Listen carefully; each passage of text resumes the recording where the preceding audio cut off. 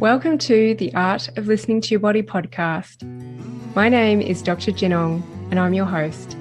I'm a cathartic release therapist, professionally trained as an osteopath, psychosomatic therapist, Western acupuncturist, and herbalist. I'm fascinated by the mind-body connection and how your physical body is a manifestation of your emotional state. I help people get unstuck from their chronic pain, whether it be physical or emotional, and live the life they truly desire, grounded in values and driven by purpose. My aim is to create awareness to the underlying emotions behind pain, injury, and disease in the body, as well as behavioural dysfunctions and mental imbalances that present. I do this using a unique blend of Eastern and Western philosophies and a good dose of intuition. Join me to learn more about the story of your body, what different issues may indicate, how to release emotions so that you can prevent problems, as well as inspiring pain story interviews.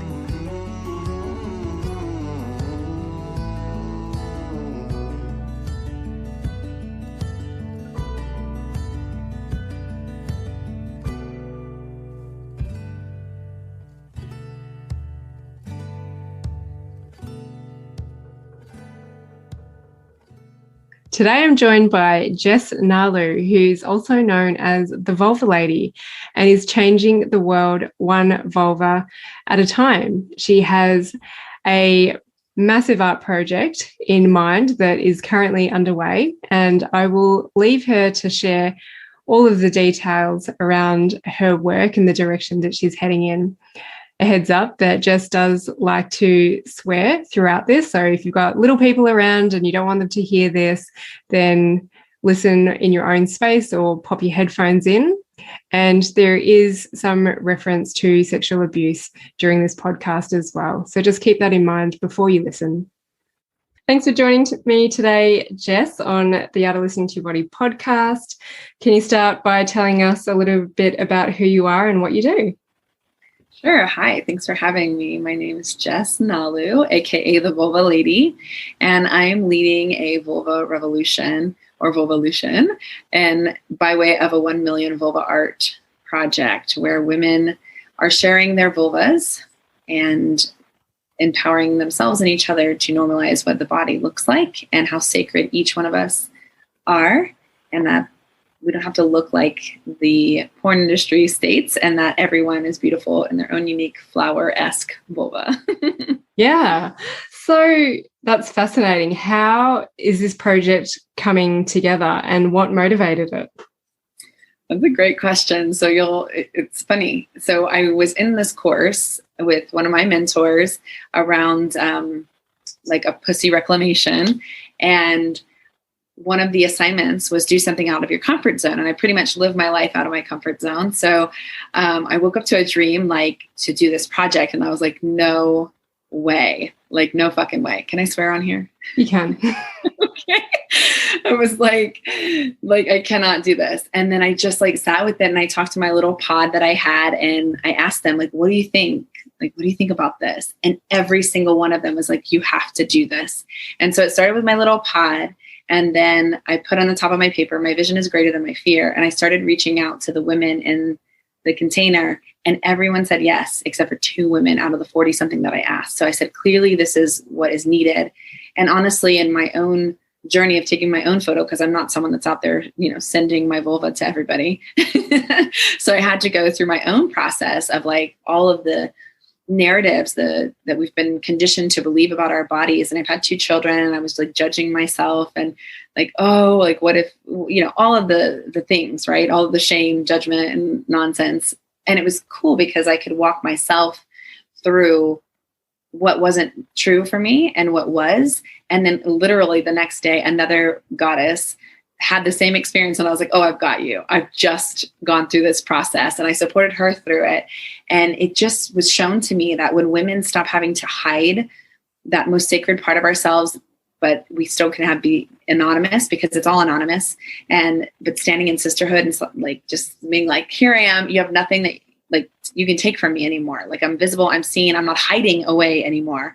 I'm still safe in the anonymity and sisterhood, but here the fuck I am. So watch out, world. And just the things that women were manifesting as a result of owning their power of like standing and being seen. Like women that have never looked at their vulvas are on this blanket that I made called Wrapped in Pussy, and it's going to lead. And then, so it just started as a like little tiny project that I was going to do as a gift for the woman that led the, you know, my mentor that led the course that I was in.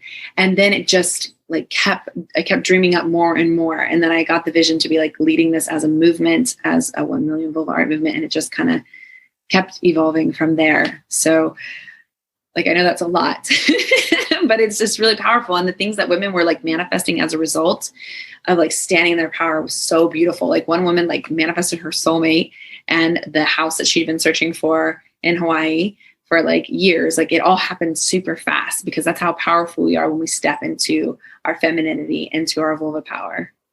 And is that just through taking a photo of your vulva and sharing it? Or is there a whole bunch of other stuff that you do with them? It's a whole process, right? So I was coaching the women throughout it because I think, you know, you can just take a picture and send it, and that is powerful in and of itself. But I think with the intention and the vision and the wisdom that was associated with it, I think it was about the intention more than just the picture, right? It's like what we were really standing for.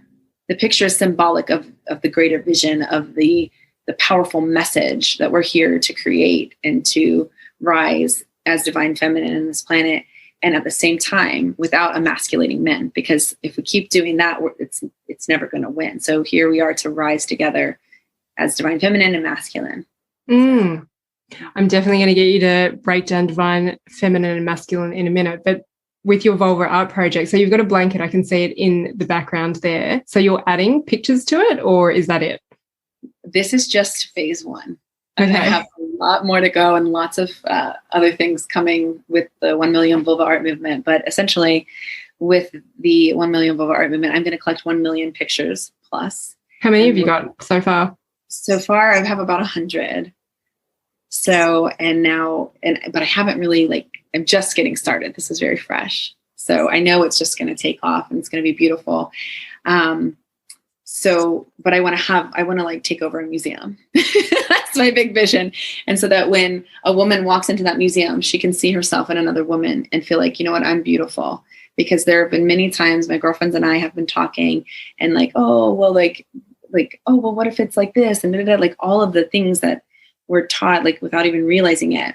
And there were times at my house, like we had a ladies' night and we just naturally were doing a vulva show and tell because we're like, well, what do you look like? What do you look like? And it was very innocent and like just being like, oh, we're all beautiful. And so this was already being birthed way before it was birthed. You know what I mean? Like it was like as it was always meant for me. And I just had to get ready and be in alignment. And now it's being birthed literally.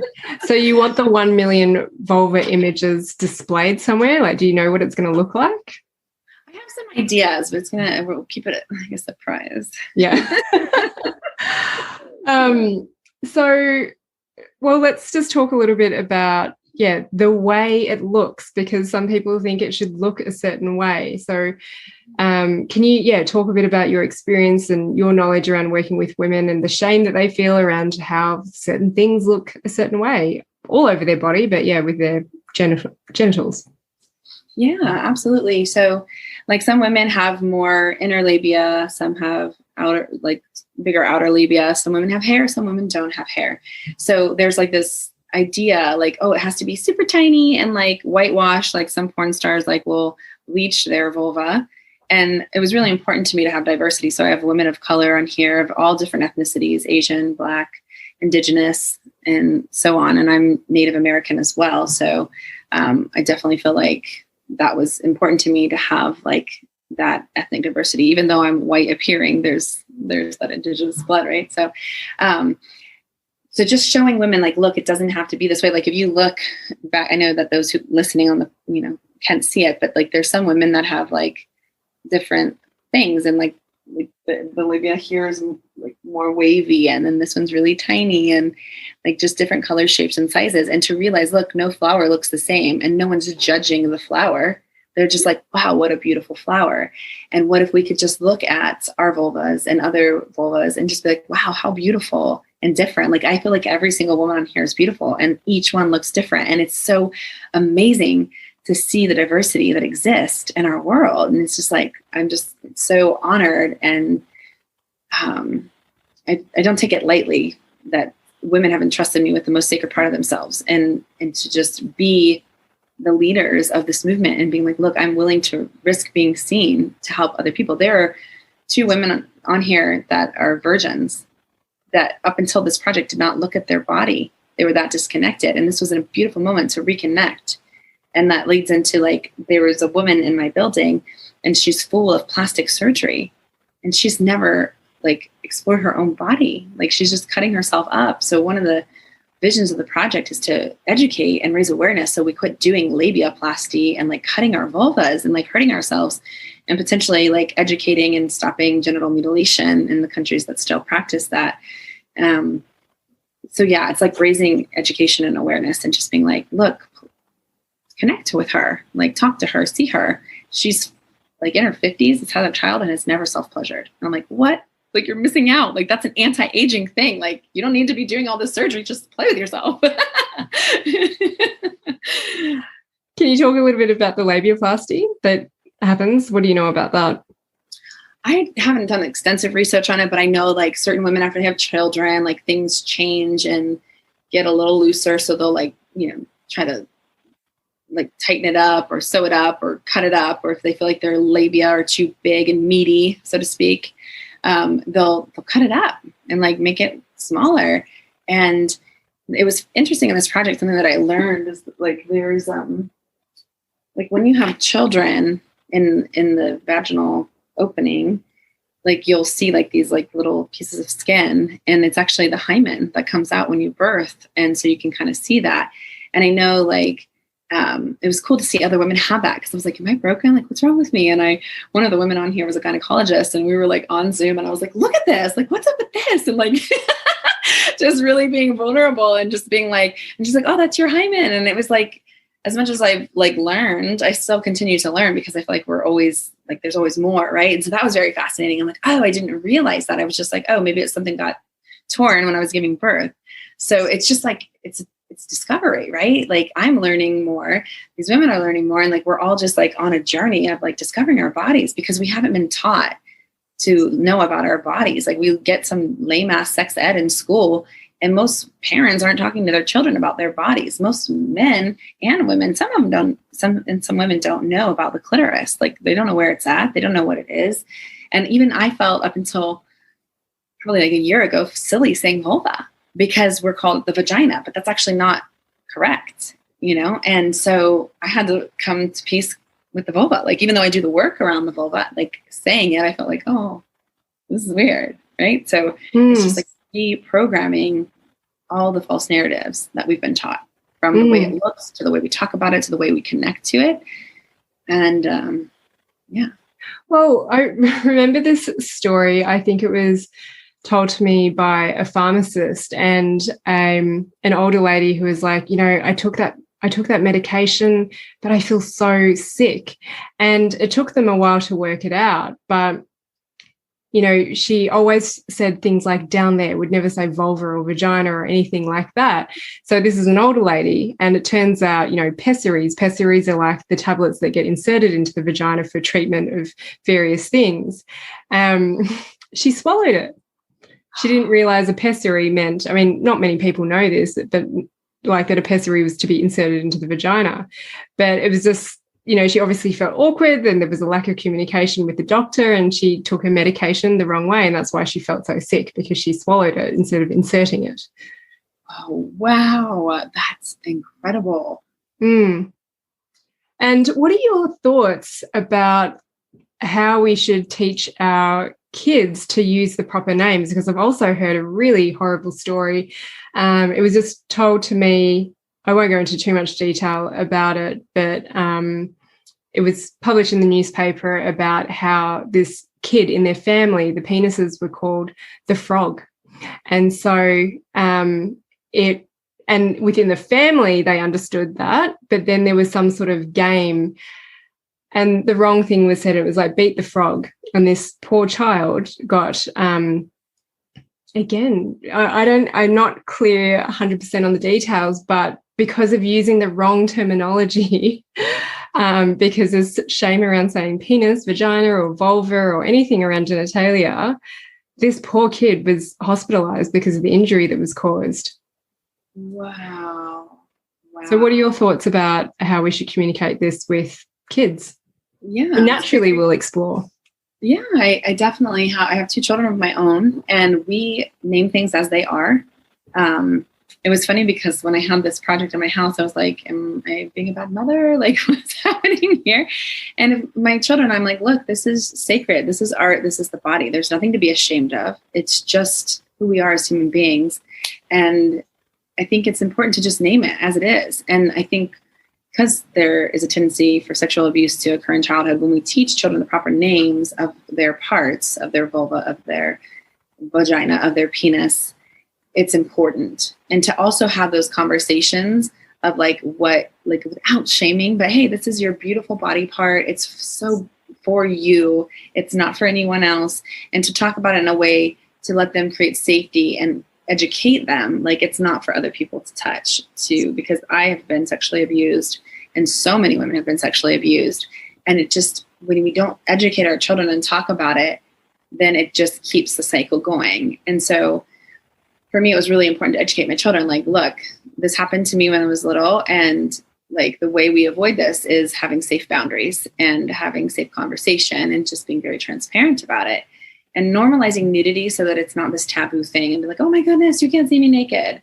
My grandmother was very free-spirited and she was like Cherokee, like goddess. And she didn't mind being naked. Whereas my mother was very like, oh my gosh, don't look at me. And I'm like, why? We're both girls. Like, I don't understand. And so I think, you know, having lived in Hawaii, there was like a naked beach and it was just like, it was very free. So I know I'm going off on tangents, but I think the main thing is just, you know, to answer the question directly is to really just have the proper names and talk about it in a way that they can understand and not make it some like, oh, you're Fanny or you're, you know, your kitty cat or your hoo-ha or whatever. It's like, it's a vulva. It's a, you know, it's a penis. It's, and I think that stems from other people's own insecurities and discomfort with it, because I know that I'm going to get backlash at some point about this, right? Because there's so much shame. You can't even send an email with the words in it. You can't do a Facebook ad with the vulva in it. I wasn't even sure if anyone was going to print this blanket. Actually, I called them. I was like, can I print this? You know, because we're so censored and shamed. And it's like, if we would stop doing that, I think that rape would decrease and like everything would shift, because when something's taboo, it's more desirable, right? So if we normalize naked, if we make it sacred as well, and just like communicate about it, I think that the dysfunction will lessen just as a result. Because when I was living in Hawaii, where there was a naked beach, nobody was being weird. It was just free, like children. There was like the innocence of it. And I feel like if we would bring the innocence back to it, then I don't know, I feel like it could change the world. And maybe that's a bit like fairy-esque, but I really do feel like if there's not such negative shame and repression, people aren't going to rebel against. So it's like, just bring back the sacredness. How old are your kids? 7 and almost 14. Mm-hmm. Cool. What do they think of your vulva art project? So my 7-year-old is sweet, right? He's like, oh, wow, Mom, this is beautiful. At first he was kind of freaked out, but he's more like in the place of like influence, I think, at this age, and just being like, oh, like the innocence, like, right? He's still innocent. So it's like, oh, I see. It's just beautiful. And now he like doesn't notice it. Like it just has become like, oh, this is what Mom does.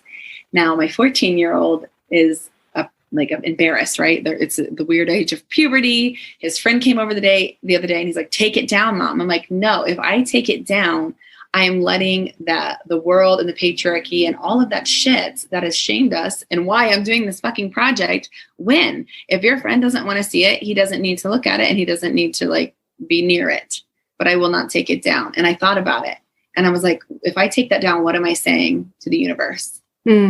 I'm not willing to do that. And so now his friend has been talking about it at summer camp and my son's embarrassed. And I'm like, no, don't be embarrassed. Stand up and be like, yes, my mom is leading a movement because she's here to help women heal and help the world heal. And don't be ashamed of that because it's not for the faint of heart, but I'm willing to take it on because I truly believe there's magic there. Do people look at that and go, what is this? Like they have no idea what they're looking at? I don't know, because like I haven't shown it to a ton of people yet, but what was your first reaction when you saw it? Well, because I knew who I was talking to. I'm like, oh yeah, their vulva's in the background. But if you didn't know, do you think you could tell? They kind of look like iris flowers. Exactly, right? Yeah. And so I know my daughter will look at things and she's like, that looks like a vagina. Well, she calls it a vagina, but yeah, vulva.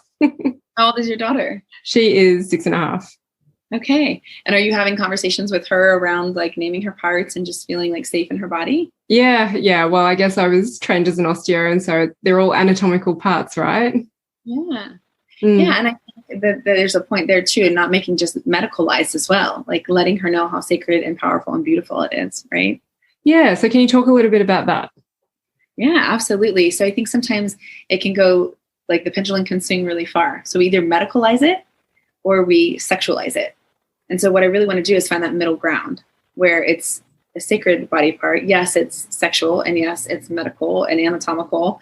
And like it's not medical, but you know what I'm saying? Like there are medical things that come to it.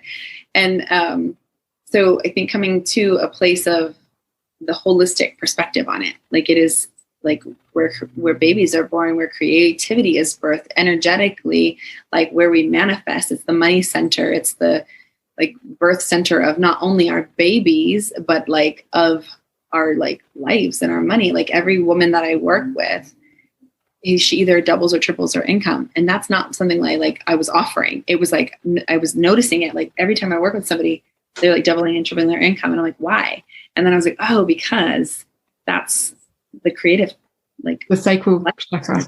Exactly.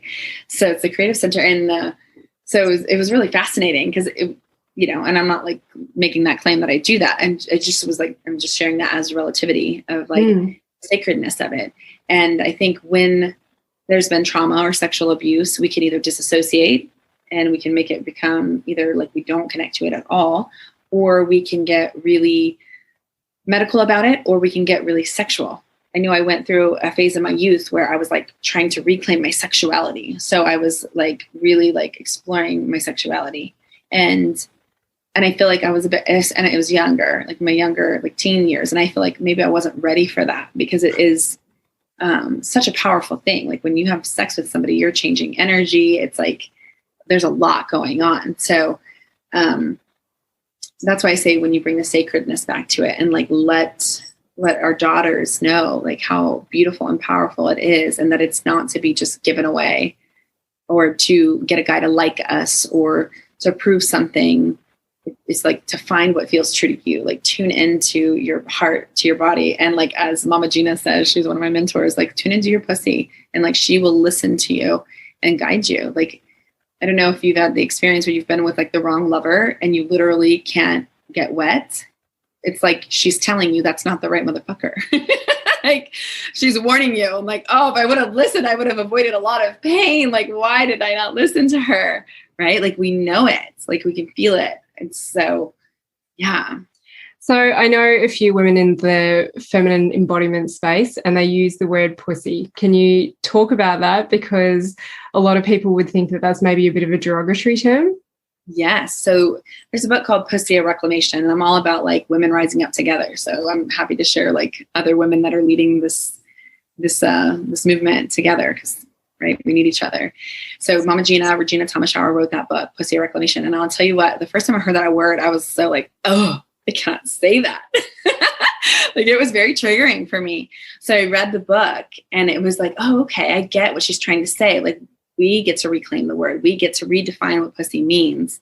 And so now as I've been in that container with all the women, like using it in such a powerful and positive and empowering way, now I have a new relationship to it. But before I was like, like it really, like it was offensive.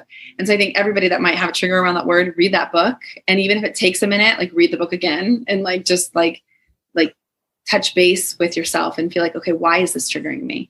Yeah. And like, so yeah, I think it's really powerful when we get to claim what feels true to us. Like even when people are like, don't be a pussy. Well, Well, guess what? Pussies are really fucking strong because we give birth and we bleed every month and we don't die. So it's like, I'm not about emasculating, but if we're going to use those words about genitalia, it would be like, don't be balls. Because if you get hit in the balls, you're down for the count, right? So so it's just about taking our power back and just being like, we get to use that word in a beautiful way and of a reclamation. So that's, I think, in the reframing, right? Framing. Yeah. So I hope that answers it. Yeah. So you do mention that you work with people one-on-one. Like, do you work in person? Do you do work internally with people? Who comes to you and what's going on for them in their mind and in their body for them to approach and work with someone like you? Yeah, that's a great question. So I've worked with all different types of people. So I've yet to work, I do in person in the way of retreats, but one-on-one work, it's been via Zoom because I've lived in Hawaii. So it was a little bit hard to access people. So I've had clients around the world. And so we do Zoom sessions and we go into a mind, body, spirit approach. So we look at like the beliefs around their bodies. And then we look at how they're relating to their body. Are you self-pleasuring? And that doesn't just mean masturbating. Like, are you loving yourself? Are you taking baths? Are you like rubbing your skin? Like, how are you treating you? Like, if you want somebody to treat you well, look back inside. If you're not treating you well, how can you expect your lover to do that? Like, one of my most recent clients was in a really toxic relationship and she didn't think that there was like an option to like have what she wanted, right? Because you can't have it all, like that narrative, that false narrative. Yeah. And so when we started working together, I was like, look, let's start at the foundation. Let's get your finances in order and see how you feel, because then you're going to feel like you're not relying on your husband who was a narcissist. And then from there, she started like doing her self-pleasure practice. And she went from being really having a hard time orgasming to squirting. So just from her own like discovery of her body and like listening to her body and being true to herself and reclaiming her power. And from there, 9 months later, she served divorce papers to him. And I like, that was one of my favorite stories, because when I first started working with her, she didn't think that that was ever going to be possible. And I'm like, holy shit. Like, and this is not like a testimony, like come be my client. It literally, like, it was so inspiring to me to watch what happens when a woman steps into her body, into her power and loves herself, because loving ourselves is a radical act, because we're having media and this and that and the other constantly telling us we're not enough, that we're not skinny enough, that we have cellulite, that we got like, and then with social media, like all the filters, it's like, fuck, you are beautiful with your flaws and all. And it's like, when we can help women reconnect to that, that's what lights me up, because I want every woman to feel beautiful, whether you're a size 0 or a size 20, like you are a goddess. Like it doesn't matter the physical thing. Like, there's people that find that very attractive if you're overweight, and there's people that like really skinny people and everything in between. And ultimately it starts with loving yourself. And that's the basis of my work. It all starts within, because everything else is just a projection of what we're feeling. What about your retreats? What would be involved with that? Yeah. So our retreats are hopefully coming back soon with a lot of the COVID restrictions.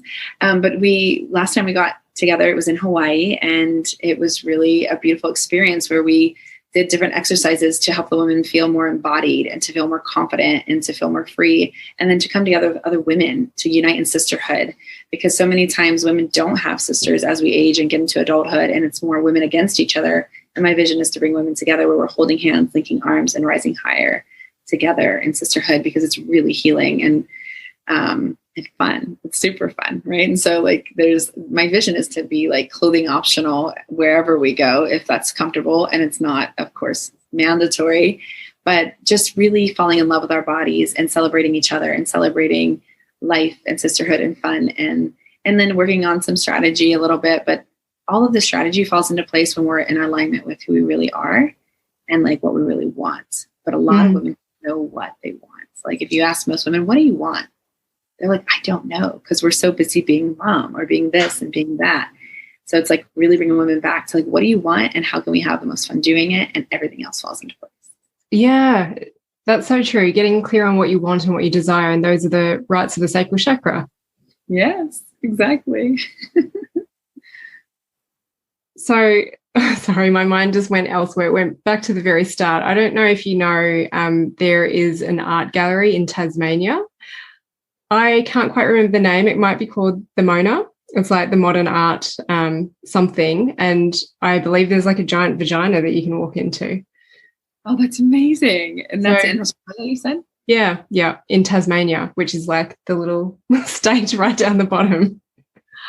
I love that. I know what's so funny is now I have all of these amazing people sending me vulva things, like people in Italy sending me something that's in the park, and then other people like sending me this. Even like someone was like sending me this this video of a vulva cake that they made somewhere, and they had to like eat it without a fork. So I'm like, everybody's now thinking of me when they're thinking of vulvas, and I'm like, okay, I like it. This is great, and not in a weird, perverse way. And I think that's something that I bring to the table because for me, my biggest thing is for women to feel safe, because we've had such trauma over the years. I want women to feel safe. So whether we're on Zoom or in person, safety is key, and like just really like communicating what every woman needs and desires. So, yeah. So what led you into working in this space? What inspired it? Was it your own journey with something? Yeah, I think it just kind of, I just kept helping all of my friends with it. And then I met a business coach, and she's like, why aren't you teaching this stuff? And I was like, well, I don't know. I never thought about it. I just love to help people do it. So I think that's kind of how it came to be. And then, of course, with my own journey, I believe we choose what we come in to learn. And if, at the age of 3, my spirit chose to have sexual abuse and violation and then various things throughout my life. And I truly feel at the core of my being that all had to happen so that I could have a greater empathy and awareness and wisdom to hold such an epic container for women, because I've lived a lot. And so I understand a lot. It's like trying to like explain childbirth if you haven't done it. It's like, you can't. Like, if you've not felt the ring of fire, you are not going to be able to explain that. There's no fantasy that's going to get you there. So right? It's like, there's just nothing. It's like, or if you haven't experienced death, you can't. I heard of the story, like there's a bereavement coach, and she was like trying to help people on death. I'm like, you have no fucking idea the guttural level of like, ugh, that happens when you experience death. How are you coaching people? It's just like a disconnect. So that leads me, like, I think that's what led me there, because I'm like, okay, how can I use all of this to better the world and not become a victim to the circumstance, right? Because it's easy to go into victim, like, oh, what did this happen for me? And And I've had my moments of that, of course. And then I was like, wow, how amazing and how powerful that I had this gift. And I can see it as a gift, right? Everybody says like your mess becomes your message and all of these other like beautiful cliches. And I really do feel like there's a truth to that, because like, I don't think I would have the awareness and the empathy that I do if I didn't experience so much. So as you were going down your journey learning about this space, was it just you had interest and you were reading books and taking courses, or was it that you just had this intuition around it, like you were naturally helping your friends?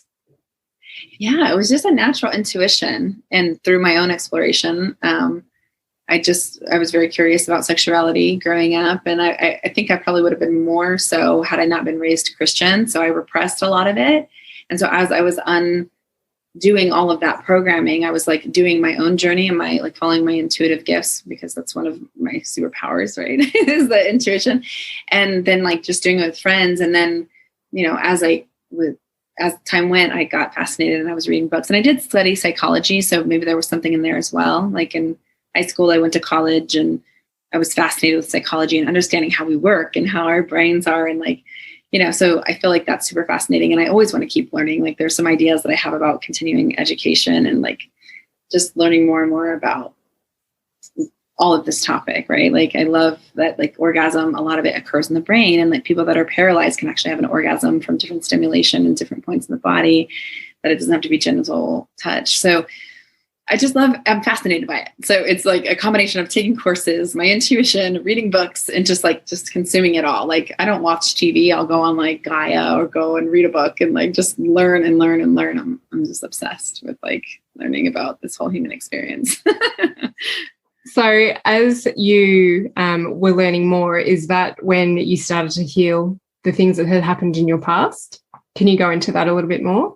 Yeah, absolutely. So I think that actually is what inspired me, is my own desire to heal, because I'm like, okay, why am I manifesting these situations in my life, like toxic relationships and people like mistreating me and like repeat offenders and different things like that. So I think the pain of like being violated numerous times, I was like, okay, like what's it going to take for me to have a life where I'm not experiencing this? And so like it started with like the psychology of trying to understand it. And then it morphed into like law of attraction and different things about the energetic world that I didn't know even existed. And I'm like, oh, okay. Like I can shift this and like I continue to do it, right? Like there's always layers. I don't want to portray myself as like a guru or someone that has it all figured out. I don't. I have figured out a lot and I still have a lot to learn. And so I really want people to understand that like just because we all have gifts doesn't mean like that we don't still have struggles. And I want to normalize that because I think the problem right now is everybody's acting like they have all the answers. I don't have all the answers. I have some and I have some gifts and I'm happy to share them. But it's a work in progress, right? Mm-hmm. It's like really going through that journey of like healing myself. Like it's like I've been single for 7 years intentionally because my last relationship was pretty intense. And it was like, there was like threats on my life and different things like that. And I wasn't able to get protection because I was white and he was Hawaiian. And so there was like this, there's a lot going on to that. It's funny because as I'm saying it, I'm also like, oh shit, like I'm like speaking this aloud, the world's going to hear it. And I'm like, but it's okay. Like, it's okay to share our story and it's okay. Like we're safe and to remind our nervous system we are safe and we can share this story because I know that I'm not the only woman that's been in that situation where like, they're like, you go to the police and they're like, oh, just, you have to wait till something happens. I'm like, okay, so wait till he actually tells me to get the restraining order. Awesome. You know, are you able to talk about like what things were being said to you? And as far as like in that moment, yeah, like what were the threats that were being said to you? Because there are a lot of women who are in these situations, and it's like they find it really hard to get out of it, or just this self-doubt of like, well, is this normal? Should I just stay here and should I just cop this? Yeah, absolutely. Only if you're able to. Yeah, no. I'm happy to. So it was like telling me like different things. I'll share some of it, not everything I want to go into, but like saying like, oh, I was dreaming of getting meth and a gun last night and stabbing you in the stomach. And I was like, are you fucking kidding me right now? Like, and I'm like, and I remember like being vacuuming my floor as he was talking to me and he had like this disconnected look on his face.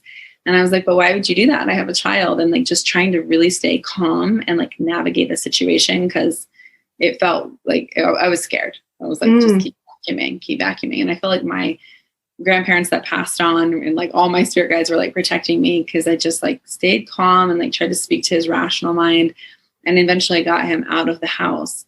But it was really scary. And then it's like, you know, you go to get help and they're like, oh, well, unless he's done something, like we can't do anything to protect you. I'm like, okay, well, when I was younger, like I had a like distant family member like threaten and his wife, and she actually got a restraining order, but he broke the restraining order and he killed her and himself in front of their child. So I think it's like, I don't know, like I think that there's something wrong with the system if we have to wait until something goes wrong. Like it's a very reactive approach. It is. And it's like we need a better system to protect women. And I think we also need to have harsher punishment for terroristic threatening like that and different things like that, or rape. If you rape a woman, it should be death penalty because guess what? I have some morbid thoughts about that too, but I won't go there. But if there were stricter punishment, I think that people might think twice about it. But the sad reality is most rape goes unreported because just like when you go to get help, they don't believe you or they criticize you, they shame you. So women just stay quiet. So part of my mission and vision is to educate men, because if we are always just on the other end trying to fix what's already happened, we're like running after. We're doing the same thing that the system is doing.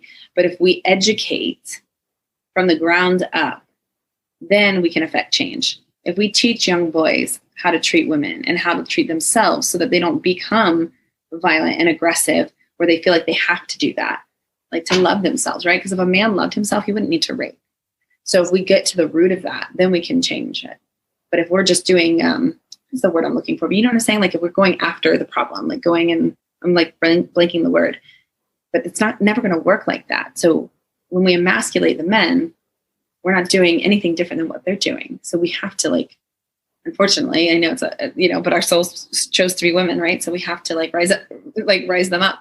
And I always joke, the universe gave me 2 boys, so I wouldn't become a man-hating lesbian, because now I have a duty and an awareness of oh, I don't want to be a man-hater because that hurts my children.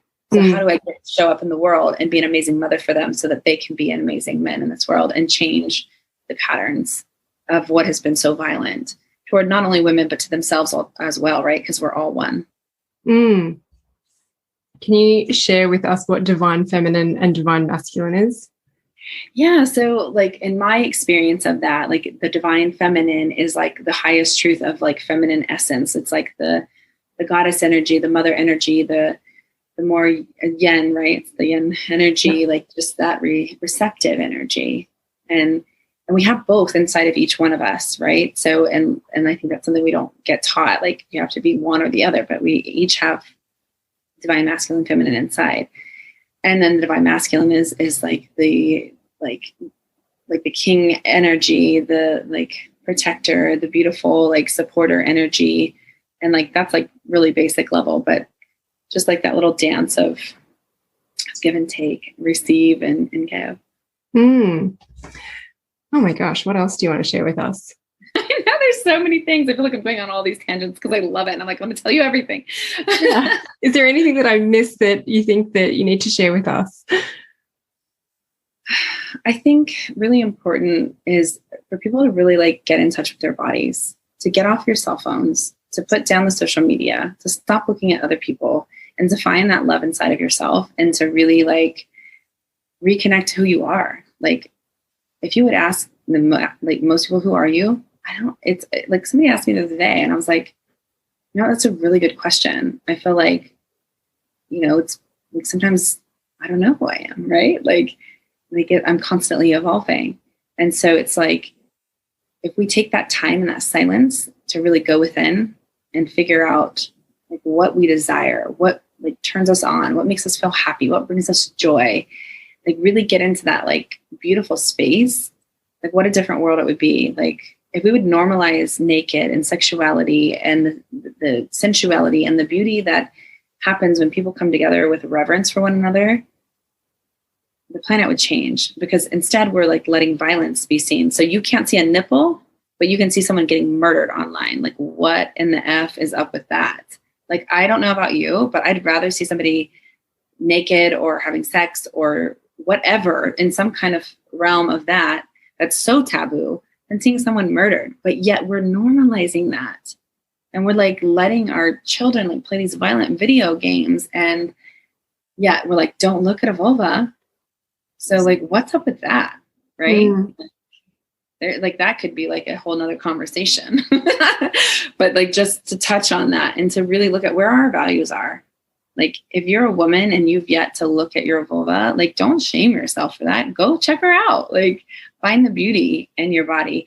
And if you're a man, love yourself too. It's not just for women. My next mission is going to do a project for men, because I think circumcision is another form of genital mutilation. And that had I not moved to Hawaii, I wouldn't have known it was optional, because I grew up in the Midwest and I thought that's just what you did.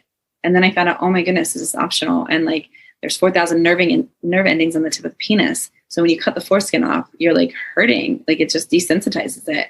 So then I've been with both circumcised and uncircumcised men. And I'm going to say a really bold statement, but it's different. Men that are cut are not as tuned into their bodies. It's an energetic disconnect, because they've had to, right? Because it'd be rubbing the tip of your finger for a really long time. You have to disassociate or you're going to go mad because it's so sensitive, right? Or rubbing your eyeball for a really long time, right? Something with a lot of nerve. I don't know.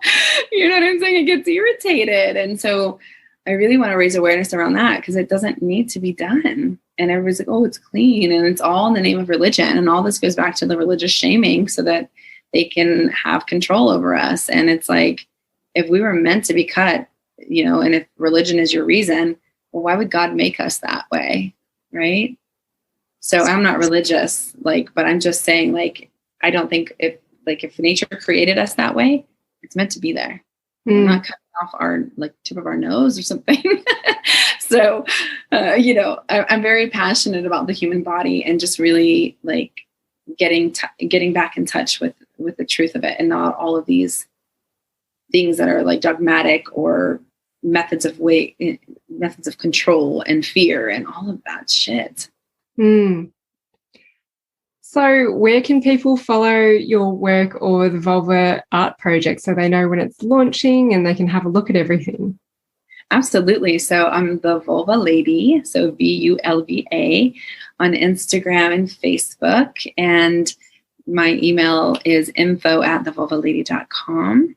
And if anyone desires to be a part of it, they just send us an email and we get the consent form over to them, and they can share their picture with us, and they can be part of the liberation and the movement.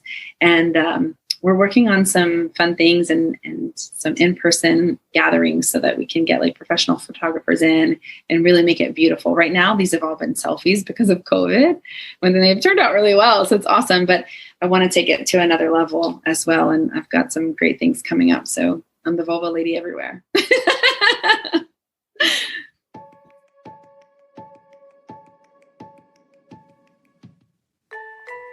Thanks for learning with me on the Art of Listening to Your Body podcast. If you like what you've heard, I would love if you could rate, review, and share with your friends.